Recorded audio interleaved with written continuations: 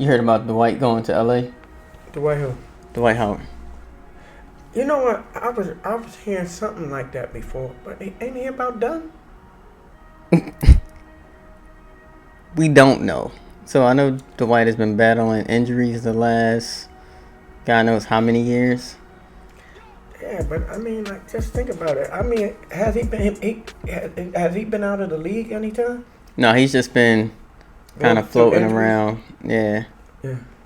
Yeah, like last year, he had to break away from the Wizards, I believe, for a period of time. He had injuries and then some stuff in the news, so he just kind of, I feel like he went into hiding. But you know, I think his game started declining.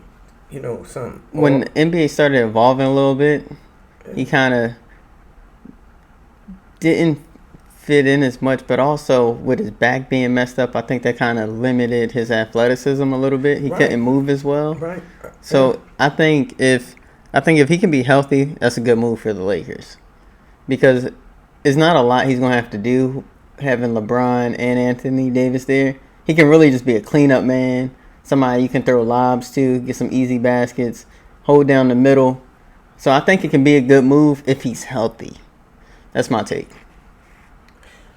Like I said, but you got to remember too, the game has changed from like the person that he played to now. They don't really use that. But you still can put him in a pick and roll, right? Yeah. He's never really been a back to the basket guy. He did have a stretch where his jump hook was looking nice in Orlando, but I think that he can play off of those guys, and he gives them the option because if he's healthy, he's a pretty athletic guy. He can move, cover some ground, hold down the middle. I think that he can create size mismatches at times with guys. So I think it can help him. I mean, and also, there's not a lot expected of him, right? He's probably not even the third option in their starting lineup. If they're starting LeBron, Kuzma, AD, Dwight, and I forget who's their two guard there. You know, there's not gonna be a lot on. It's not gonna be a lot on Dwight, right? So anything he gives you is gonna be a bonus. So I think that's gonna help him too. Versus when he was in LA last playing with Kobe, you know, it was a lot. Not everybody built for that Mamba life. Yeah, like I said, like some things I just would have to see now. And like you said, he could play off them, but see, sometimes it's a person willing to humble himself. I think the White's already, he's a role player now. He knows that. Okay. You can see that in the last few teams he's played with. He knows he's not the man anymore, so I don't think that's a problem. But if that's not the problem, what was the problem of him in them other injuries? Teams? He was hurt, and they got rid of him because of injuries. Yeah, he just wasn't as productive. Right, and that's what I'm saying. I don't think that he that productive as he used to be. I know. I'm saying if he's healthy, he can be. I think even if he's not healthy, he still can give you enough. But I think, you know what? I think them injuries might have took a toll on him. They do. That's where I'm saying he may not be productive as he could. So you saying even if healthy, his 100% isn't what it used to be. So it's 100%. His cap is like at 80 now or 70. It's definitely going to go down. I mean, like, you know, like injuries can cause you to not do certain things. Yeah, and there's a mental side of it too that affects a lot of guys. Right. And now you talking about he gonna be playing. What he gonna be playing center still? Mm-hmm. Can he keep up with the centers that's in the game today? Because look at Embiid and stuff like that. He gonna really be able to guard him. He gonna be able to go outside and guard him. Oh, Embiid gave him. I've seen him guard Embiid. What team was he on then? Because I'm pretty sure I was at a game. Oh, I think it's when he was down in Charlotte, and Embiid was working him. But Embiid works just about every center in the NBA. But I'm saying, this is what I'm saying now. He's not used to playing centers like that. You know. What you mean? He's not. When he was playing in LA, who was he guarding? Like what kind of centers? Those guys still. He's still been in the league every year, so he's been seeing those guys. Yeah. But he's been hurt all the time. But you can't say he hasn't seen. He's playing. It's the same guys that've been around since he's been around. I mean, he might have been around, but like you were just saying, he was sitting out, or he wasn't really playing because of injuries and stuff like that. He might see him, but really being against him and going against him, how these type of players, when he came in the league, them type players wasn't really in the league then. You're talking about the more versatile centers, right, like that it is now. I guess he's playing with Anthony Davis, but guys that can step away from the basket. Right. So they can bring him out of where he used to be. Now, can he guard them that far out, or you got to play him against somebody that want to play him? Like we say, the game has changed. I feel like he can, because Dwight's about 6'10", 6'11". Right. You know, he can't really move side to side, but if he's on a bigger guy, I think he can stay in front somewhat, or you give him a little cushion, and they'll meet you at the body because he's still a strong guy. So I think it'll be interesting. I'm looking forward to seeing that. Other thing, you probably haven't seen these videos because you one of those old folks that's not on Instagram. But have you seen any videos of Ben Simmons this offseason? No. Oh, he's been knocking down threes in like these rec league games or pickup. No, and it's against some NBA guys who are out there in these pickup runs. But he's shooting it with confidence. Right? You need me to show you a clip? Oh shoot, I don't have my phone right here. But it looks, I'm not talking about his mechanics or anything like that. I'm just talking about the pure confidence side of it. He's coming down off the dribble, a little hezzy, just pulling up, and he's hitting them. What's your thoughts on that? Because I know what my thoughts are. I mean, that's good if he's doing it. My thoughts are, I got to see it when the lights come on. Well, I mean, just him doing it. I think that's a plus. And like you said, if he get confidence in it now, like the whole thing is the confidence to take it. Yeah. If, like I'm saying, if he might have took the shots, took some shots, it might have opened other things up in other areas. Like that's why I said sometimes, you know what? Sometimes when you look at somebody forcing it, I'd rather for somebody to force something than not to just not do anything. So now you make the defense still stay honest. It depends. I agree with that to an extent. If you're going to shoot 10% from the floor from 15 feet and out, as a defense, if you're going to shoot that, and I know you're only going to make 10% of them, I'm letting you shoot that all day. Like, just because, you feel like you got to force something, you playing into my hands at that point. But you know what? Everybody has a good game. I don't care. So, it might not be every night that it's like that. But see, sometimes you got to take that shot. Yeah, sometimes. You got to take the shot. Sometimes I don't think he should force it. If that's what if the defense giving you something, that's. I'm not saying force a shot when you're a bad shooter. I'm not saying that, but you got to take the shot. What you talking about? If somebody give you an open shot, I'm talking about, you know what? Sometimes, like when you got some player, like sometimes, like he might have need to try to even go to the basket sometimes, not just be hesitant and just get a ball up. I think he does try to get to the basket. Huh? I think he does try to, but sometimes it's just not there because everybody knows where he's going.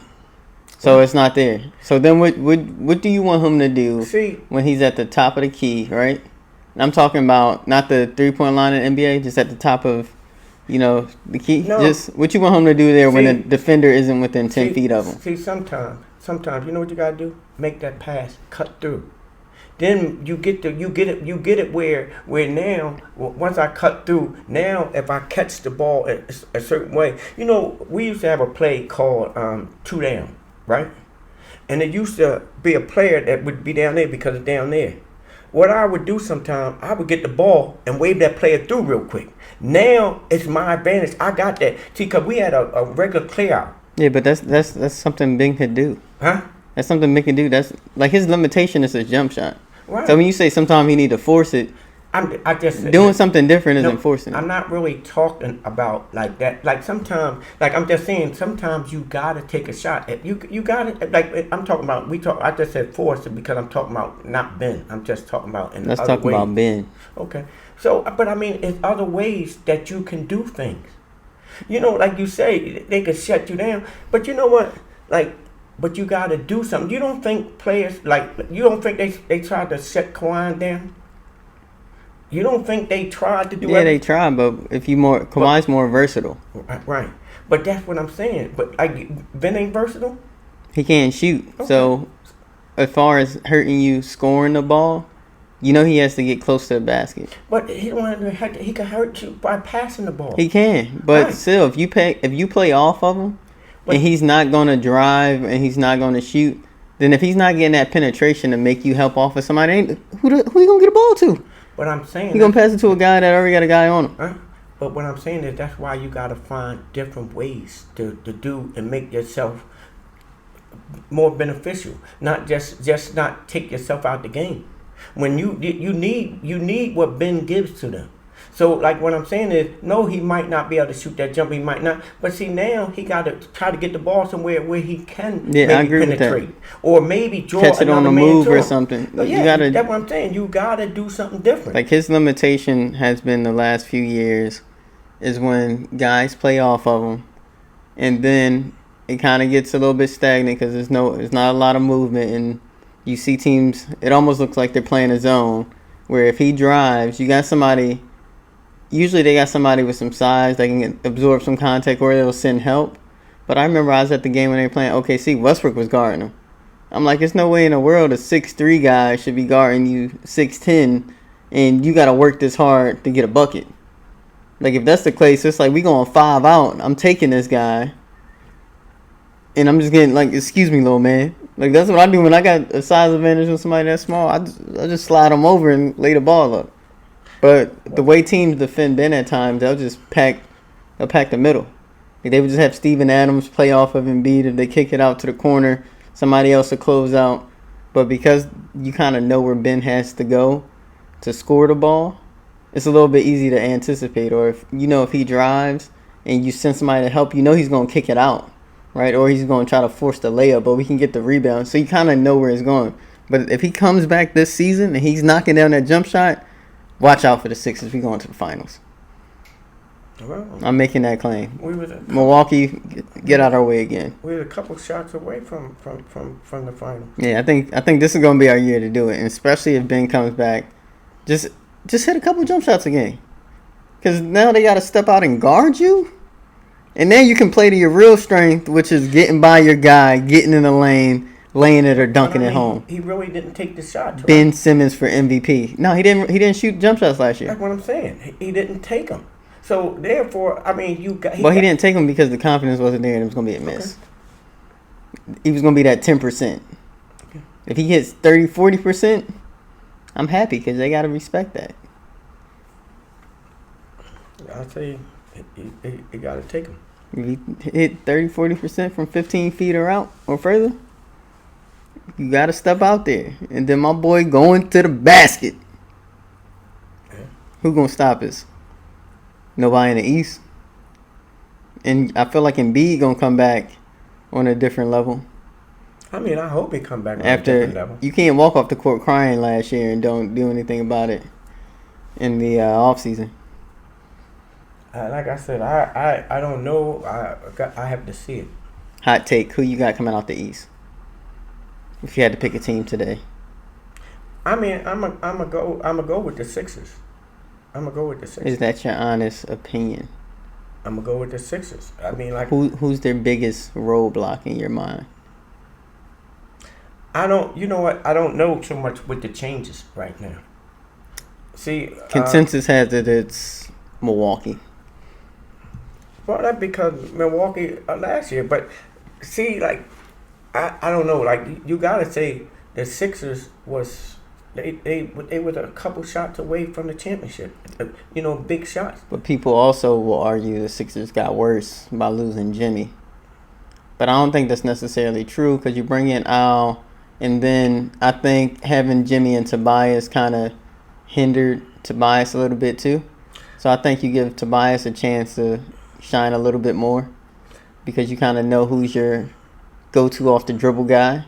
Al can do his work inside or spot up for a jump shot. So I think he can be like a Brook Lopez was for Milwaukee last season. Yeah. But actually a little bit more effective because Al might be a little bit better on the inside. He's a little bit more mobile. Yeah, I like Al. I mean, I really like him. You know, I like him. You know, he's like one of your basic guys, man. Mm-hmm. You know, and you know what? He gonna come to He work. tough. He gonna come to work. Tough. You know, I like that. You know. So, all right, if you think Sixers coming out the East, who would you pick to come out the West? I can't really pick. All right, you gotta pick somebody for the sake of this. I can't really. Just name one. Just hot take. 3, 2, 1. Pick a team. Pick a team. What? I'm gonna say the Clippers. All right, that's probably who I would lean to, but then again, I might roll with the King. Who, LeBron? Yeah. I mean, he got help, but I mean, he ain't got help. Because if he's playing this year, like if he's healthy, like last year, he was battling some injuries. But I think they should be able to get by the Clippers if AD is healthy. I think LeBron, with Golden State no longer being Golden State, I guess you can't say that 100%.